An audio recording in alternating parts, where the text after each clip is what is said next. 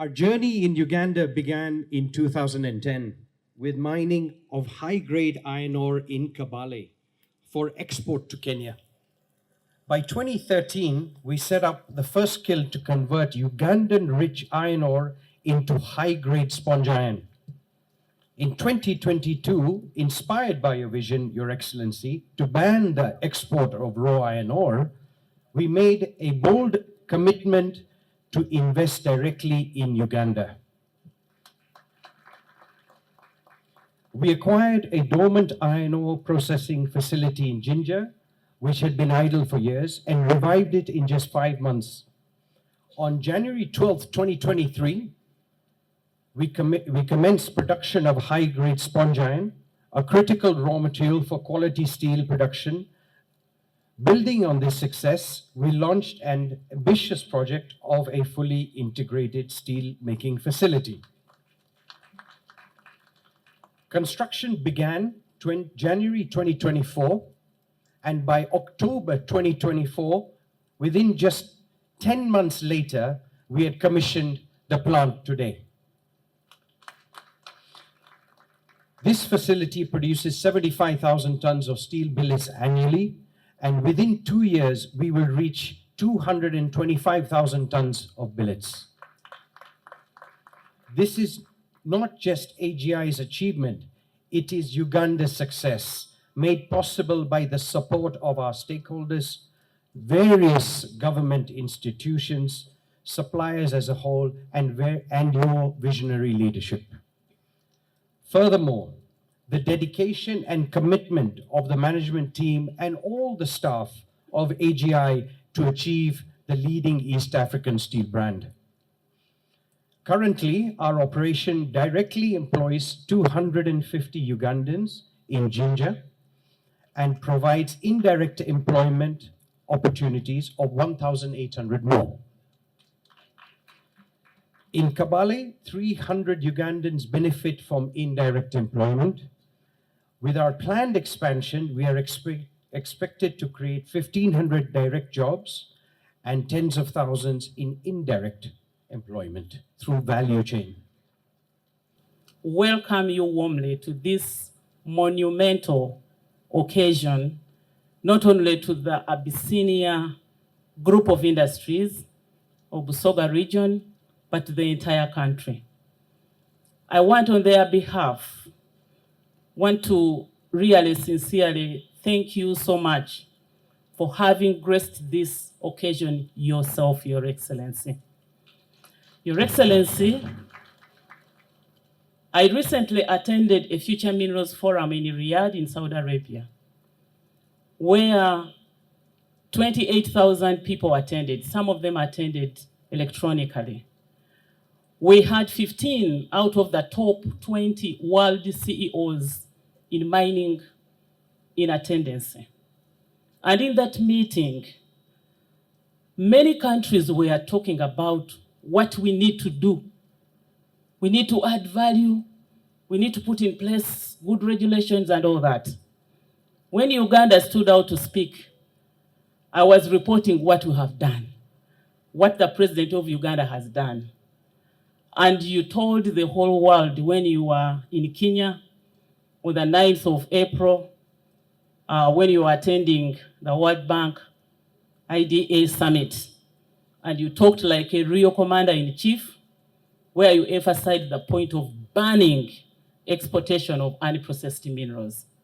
I informed the world, and you became the champion of Africa's mineral value addition, Your Excellency. And that earned Uganda a chance to host the first Africa Mineral Strategic Group meeting, which is going to take place in June, because of what you have done. Sponge iron is 82% pure. Pig iron is 92% pure. And in order to produce pig iron, you need either improved coal, which they call coking coking coal, or amakara. Amakara is charcoal. And that's why they're asking us to support them to develop. I didn't know they were serious, but I'm happy to discover that they are a serious group. They really were, but I should have guessed from the name Abyssinia. It means this man was an intellectual. Your father was an intellectual. And you have now said he had studied at Sheffield. That's what you said. So he was not just a businessman, but a businessman with ideas. So now these people want to develop a fully integrated steel industry. That's why they want to use charcoal from trees. So they're asking for land to grow eucalyptus so that they make charcoal and then use charcoal instead of importing coal from outside. Now, when I heard what they were saying, I decided to relax. Zero. Zero is a taboo. To allow them to import for 1 year or something sponge iron to Kenya, but build a complete factory in that time. And I want to congratulate you, you have fulfilled your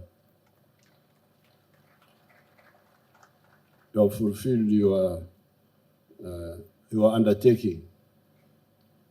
I couldn't allow the sacrilege of exporting raw materials. I couldn't. It's really criminal. African leaders have really betrayed Africa.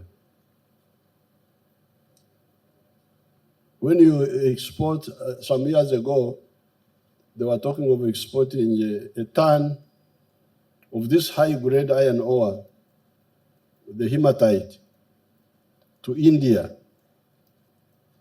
and they would get $47 a ton. But when you process it and you make steel, at that time, a ton of steel was $600. So instead of $600, you would get about $50 and then you also export the jobs. The jobs you had him talking about. You lose the money, you lose the jobs. That's why I really put my foot down. I said, no export of raw materials from Uganda. And you have seen people coming now because they know that there will be no exporting of unprocessed minerals. I think now I've got quite a number of gold refineries. We've got a tin refinery.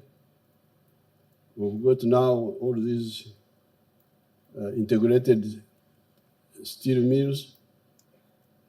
And we're going to support you. First of all, we shall give you full mining rights.